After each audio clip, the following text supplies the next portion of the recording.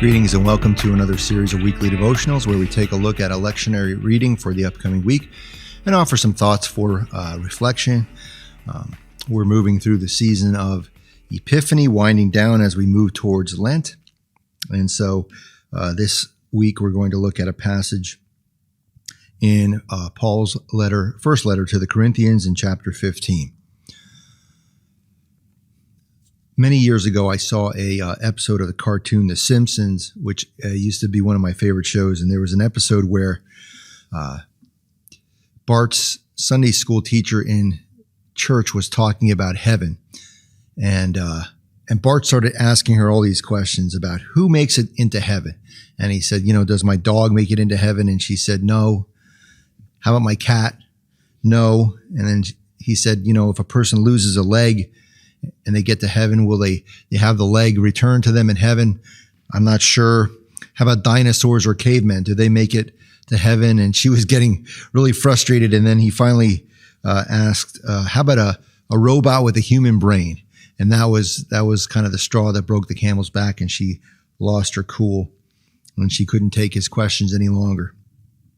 But it reminds me a lot of my own kids and kids in Sunday school and confirmation having questions about eternity.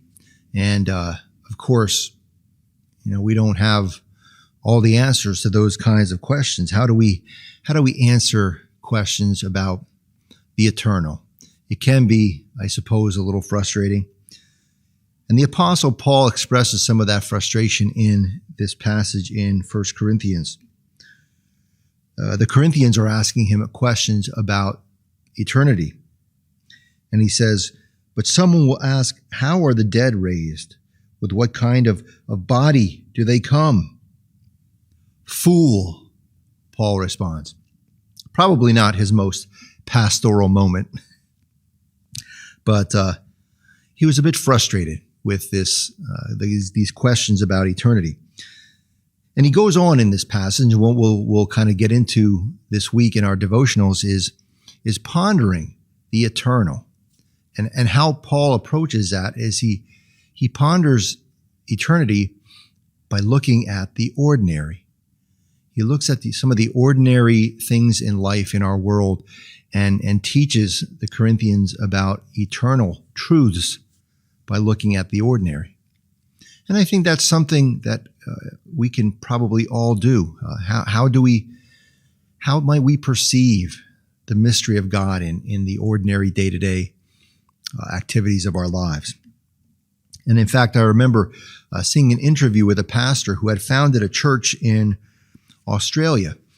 And an important part of their worship service was every time they had gathered for worship, they would begin with this exercise. One member of their faith community would get up and kind of speak to everybody and just go through the details of their week, their average, ordinary, everyday week. What were some of the things they did? They talk about their work and chores and shopping for groceries and maybe going to see a movie, or all the different things that they had done during the week.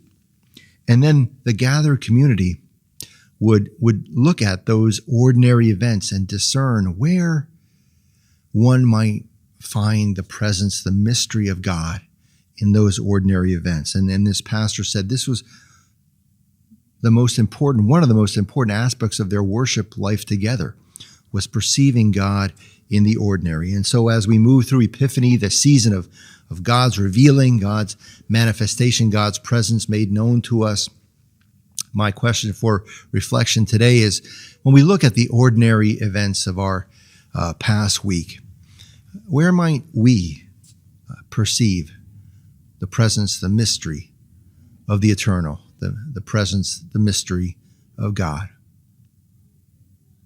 Amen.